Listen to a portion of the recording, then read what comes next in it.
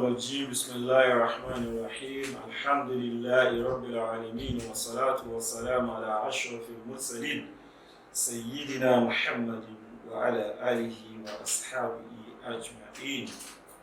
We thank Allah subhanahu wa ta'ala for giving us life, for giving us sound earth, for making us among the Muslims that fast.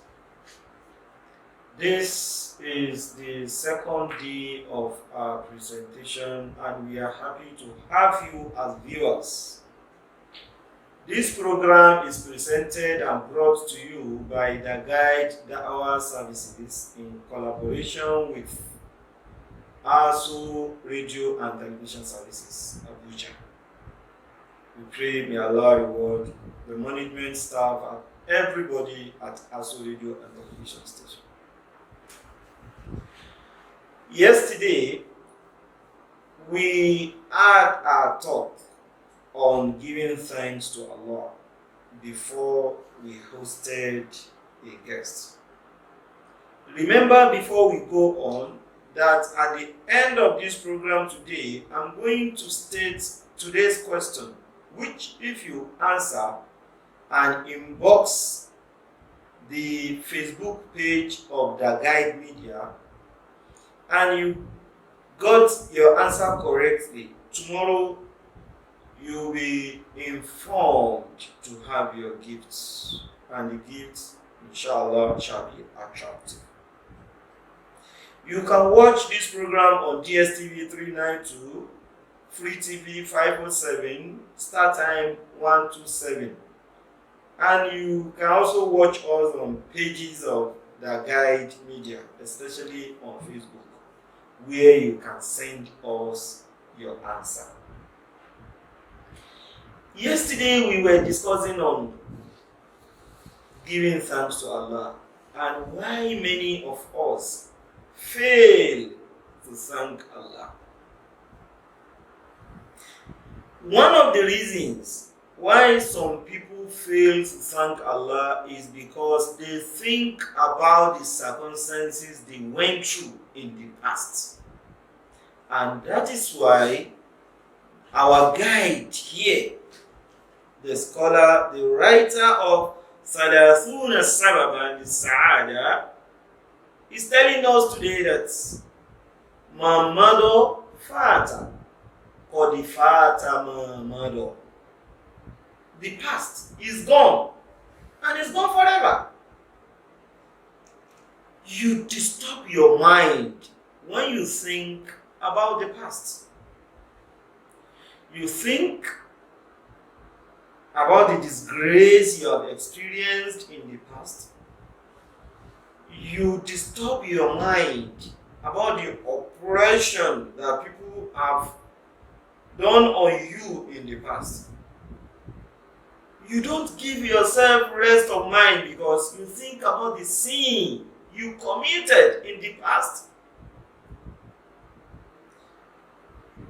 You don't allow yourself to enjoy this life because you are thinking about the rough and dirty background that you had in the past.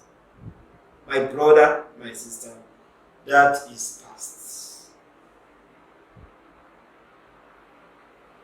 تذكر الماضي وتفاعل معه واستعداره والحسن لمآسيه حمق وجنون. Thinking about the past, basing your deeds of today on the events of yesterday, being grieved about what has happened in the past. It is not described as anything here except as jununun wa humqun. It is foolishness and madness because the past is gone. Establish a good and sound day for yourself now, and that will make you to forget completely what has passed yesterday. إنما الفالماضي عند العقلاء يتوي ولا يروي يغلق عليه أبدا في زنزانه النسيان. Allah has helped us by creating forgetfulness. There are a lot of things that if you don't forget, you will not be progressive. If a mother does not forget the pain she experienced in his first child while giving birth, she will not have another child. It is for you to forget the past if you must progress in life. وَيُصَدُ عَلَيْهِ فَلَا تَرَى نُورًا لِأَنَّهُ مَضَى وَانْتَهَى. There will never be a progress if you disturb your mind about the past. You might have learned lessons from the past. That lesson, use it as guide, but don't bother about the pain so that it will not keep you stagnant in life. لا الحسن يعيد ما فات لا الهم يسلأه أو لا الهم يصلحه لا الغم يصححه لا القدر يحييه لأنه عدم وقد فات. The grief will not return the past. The disturbance you give to yourself will not bring back what has been lost. And your reputation can only be built for a new life, not the past. Our reputable scholar is telling us that Al-Qurra'u fi daftar al-madi diya'un lil-hadir. Reading the newspaper of previous year is a waste of today's time. Go to the vendors. There are a lot of papers of today that you can read. Or you decide to be reading the papers of years ago. Yes, reference may be made to a paper of years back, but not to engage on reading all of them because you don't want to associate yourself with the present life. No matter how worse the nation has become, no matter how worse the entire world has become, you must read today's newspaper if you must flow along with today. My brothers and sisters, Allah subhanahu wa ta'ala gave you an insight when He says, Tilka ummatun qad khalat. When you talk about yesterday, the people that belong to yesterday have gone, and you are not one of them because you are still living today. Live your today, not of yesterday, because yesterday did not belong to you. That is why you are alive today. In his own perspective, this erudite scholar says that Inna bala'ana annana na'jisu an hadirina wa nashtagillu bimadina. Our laziness, our lackadaisical nature has made us to be weak. And the only excuse we give for that laziness of ours is to continue making reference to what has happened yesterday. It is because you are lazy. If you are still making reference to what has happened yesterday, that is your reason for not growing today. You are a lazy person. Because yesterday has gone with its own events and today has its own. wake up and work for today. You need to know that inna nasa, innal ukala'a minan nas, the reasonable ones among people, la yanzuruna ila al-wara, they will never look back when they are moving. They focus on where they are going. If you want to move fast, if you want to reach your destination, if you want to achieve your goal, you don't look at your back. You continue focusing on your front and you move. وَلَا يَلْتَفِتُونَ إِلَى الْخَلْفِ. People who will make it in life, they don't walk and look back. Walk, look back. They focus on where they are going. And that is better for you.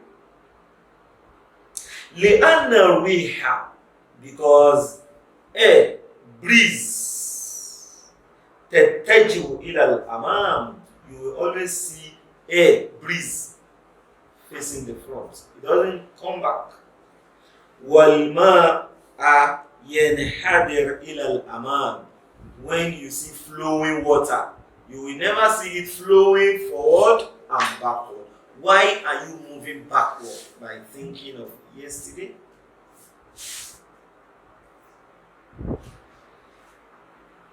وَالْقَافِلَةَ تَسِيرُ إِلَى الْأَمَامِ.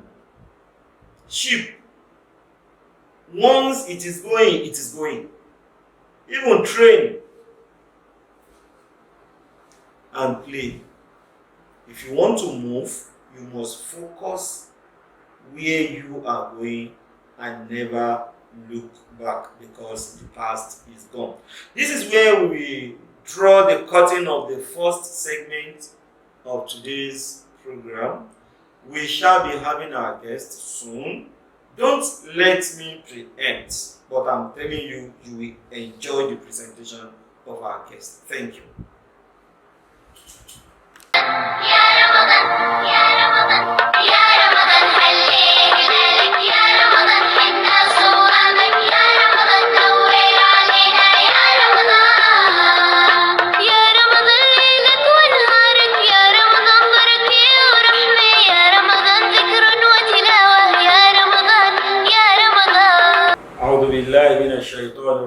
بسم الله الرحمن الرحيم الحمد لله رب العالمين الرحمن الرحيم مالك يوم الدين اللهم صل وسلم وبارك على سيدنا محمد وعلى آل سيدنا محمد كما صليت وكما باركت على سيدنا إبراهيم وعلى آل سيدنا إبراهيم في العالمين إنك حميد مجيد. We give thanks to Allah subhanahu wa ta'ala for giving us the opportunity to be here again. Inshallah, I've told you in my speech in the first segment that we are going to have a very reputable scholar in the second segment, and our guest is here now.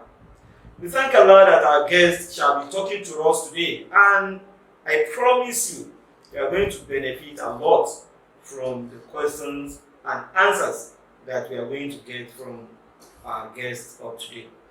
Our guest today is Sheikh Ustaz AbdulBasit Muhammad Usman.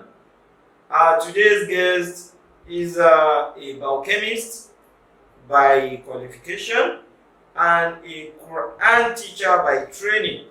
And I'm telling you, he's one of the imams in a mosque in Dakwa.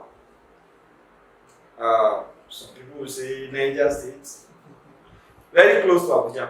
So you are with us today, and our guest, please say salam to our viewers. Assalamu alaikum wa rahmatullahi wa barakatuh. Wa alaikum assalam wa rahmatullahi wa barakatuh. How is Ramadan, Sheikh? Alhamdulillah, thank Allah. Yesterday we looked at a verse of the Quran. Why emphasis on Sahur Ramadan alladhi unzila fihi al-Quran? Why do you think Allah mentioned Quran that Ramadan is a very important month because it was in Ramadan that Quran was revealed. Why that emphasis? أعوذ بالله من الشيطان الرجيم بسم الله الرحمن الرحيم صلى الله على النبي الكريم وعلى آله وصحبه أجمعين بعد. Above all, one unique thing is that Allah in His hikmah, after creating the heaven and earth, He sent down messengers, right from Adam alayhi salam to Prophet Muhammad sallallahu alayhi wa sallam. Among those that He sent, there were messengers. He sent them books like Ibrahim, Suhuf Ibrahim, for Prophet Nabiullah Musa alayhi salam, it was Torah and others. But for Quran, He reserved it for the seal and best among His prophets. Muhammad bin Abdullah. So we can say Allah, out of His own hikmah, He reserved the best for the best. MashaAllah. He reserved the best for the best. The best book for the best prophet. Probably can we add in the best? It's the best of one. That's what MashaAllah. So that's why He said in the first verses of Surah Al-Qadr, Inna anzalnahu fi laylatil qadr. MashaAllah. And in Surah Al-Dukhan, He also said it, Inna anzalnahu fi laylatil mubarakah. MashaAllah. So the whole thing is that actually, when it comes to the revelation of the Quran, it's in two parts. There's the revelation from the seventh heaven to Baytul Izzah. MashaAllah. This was the one that most scholars say the Inna Anzalnahu fi al-Qadr was the revelation from the seventh heaven, Lawh al-Mahfuz, to Baytul Izzah.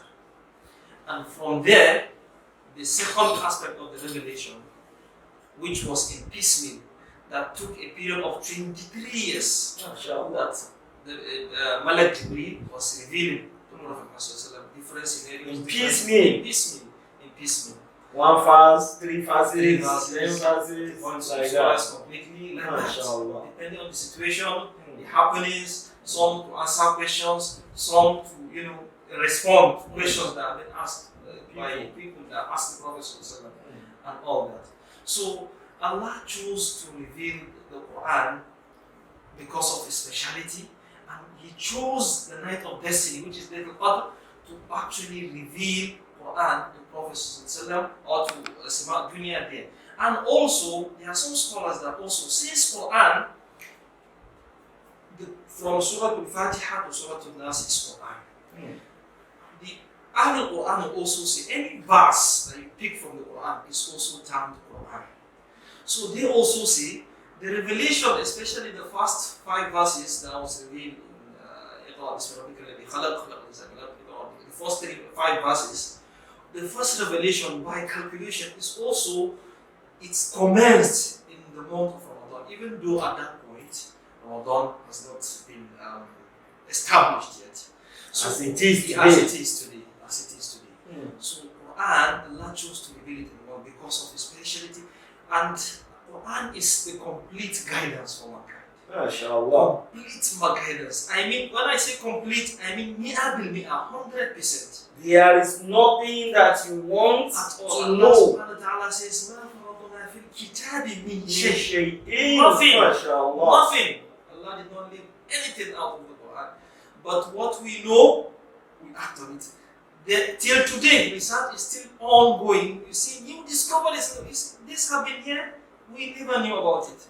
Because very recently we realized financial institutions said the prescription of economic system found in the Quran is the best. It's the best. The anatomists, medical professionals said the description of biological development of fetus. Yeah, exactly. In biology. This has cleared what you are saying. And this was predicted more than 1,400 years ago. When there were no laboratories, when there were no... Whatsoever. MashaAllah. You said something, that any part of the Quran that is picked can be called Quran. Exactly. Do you mean this Qaidatul Baghdadi that our children use in Islamia, you can call it Quran? Absolutely. MashaAllah. Absolutely. Absolutely. In fact, even if I'm to write Bismillahir Rahmanir Rahim, if I should mishandle it deliberately, it's tantamount to kufr. I'm not too different from the person that picked 60 his and is mishandling it. So you accord respect to anything that has to do with Quran, any part of it. So this issue of when we say no, you must not touch Quran when you are not pure, and we say no, if it is not complete, you may touch it. Do you have anything to say on Yes, this? scholars have a bit of variation there. Okay. Some will say the Quran referred to in Surah Al-Waqi'ah, I think, لا يمسه إلا المطهرون. That even though there are those that are of understanding that it is actually the Quran in the Lawh al-Mahfuz, for those that have the understanding that it is the Mus'haf that we use, they have the opinion that there is a sort of there's leniency, or it's not too hard to be too hard on people that are impure. That if it is not complete, it is permitted, it's permissible that they can handle it. But preferably, it should be instead of purity. You should be instead of purity anytime you are handling the Quran. But come to think of this, Ustaz, some people, it is when Ramadan comes that they dust their Quran, because where they've kept the Quran, they will look for it, they will now realize it's dusty, they will now clean it, they see it as a useful during Ramadan. What do you say to these people? It's quite unfortunate. It's quite unfortunate, O Muslim, that you've allowed yourself to be negligent. I'll use the word negligence. You might have excuses, I don't know, Allahu Alam, but deep within any conscious mind, Sheikh, you know that death does not choose when to come. And the Quran we're talking about, yes, you have other engagements, you always have schedule, and we've just emphasized how important it is for you to be for. Yes, because Ustaz, is it not representing like a letter that Allah has sent to you? Exactly, And you keep it, you abandon it. No, just like they said, okay, the president have sent you a memo or message or something, and it was delivered to you, and you just, and you are expected to study this. That any time you wish, you can call you for a review of that document. Yes. And you keep it. And till when you think that maybe this is the time I'm expecting, and you are told that you maybe you now keep it when it is democracy day, that the president will use you now bring it later. Check, or maybe does that make sense? So, brother and sister in Islam, yes, it's important that you pick the month of Ramadan to be more serious than ever before. But one of the signs that actually our worship, our act of ibadah is accepted by Allah in the month of Ramadan is that we continue to do good even after the month of Ramadan. MashaAllah. That you don't choose the month of Ramadan just to be holy, and immediately after Eid al-Fitr, you go back to it. It's a sign that there's some questions regarding your act of worship in the month of Ramadan.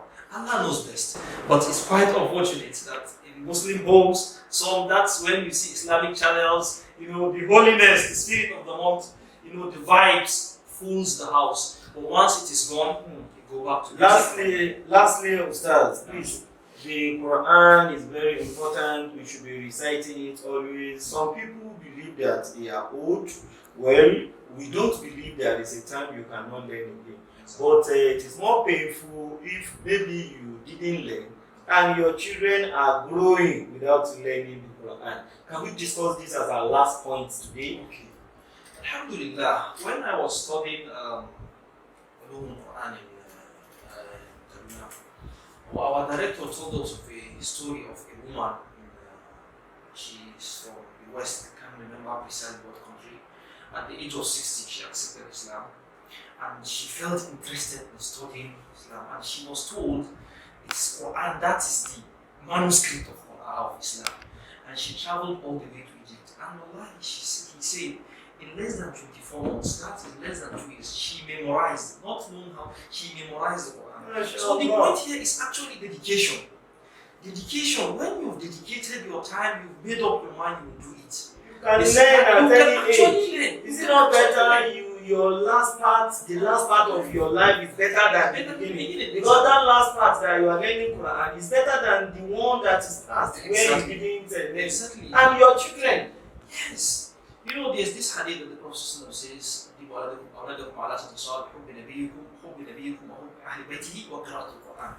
there are fundamental things and investments you do in your children. You take them to the biggest of school, the most competent, with the most qualified teachers and everything. Wallahi, if you fail to give them Quran, if you fail to establish Quran in their mind, I will not equate it to zero, but you are at a loss. You are at a loss. Because you should be able to see the dangers in your own life or missing it out. So you shouldn't, by all standards, deny them that opportunity of holding on to the best book Allah has ever revealed. A book that has remained unchanged 1,400 years plus and is still counting. Because Allah says, Inna nahnu nazzalna dhikra wa inna lahu lahafidhun. We are the ones that have revealed this reminder that is the Quran. And we've taken charge, we've taken the responsibility of protecting it. Allah has chosen to protect it. It remains the miracle. And it will continue to be till the end of time. Thank you, Sheikh AbdulBasit. So, our viewers, we've learned from the Sheikh. Please, let's make sure we honor the Quran because of what it is. Our children should learn it. We ourselves should learn how to recite it because it is the message of Allah, representing Allah in our various homes. Don't let us keep it in custody, but let's bring it out for study. May Allah subhanahu wa ta'ala reward our guests abundantly. This is the guide at Sahur, brought to you by the guide Da'wah Services in collaboration with ASO Radio and Television Services. And you can watch the program on DSTV 392, on Free TV 507, on StarTime 127, and you can watch it on social media pages of the guide, our services. That is the guide media. Before we go, the question of today, which if you know the answer and you inbox the guide page on Facebook, your gift shall be given tomorrow by the grace of Allah subhanahu wa ta'ala. The question is, in the Quran, Prophet Musa is discussed.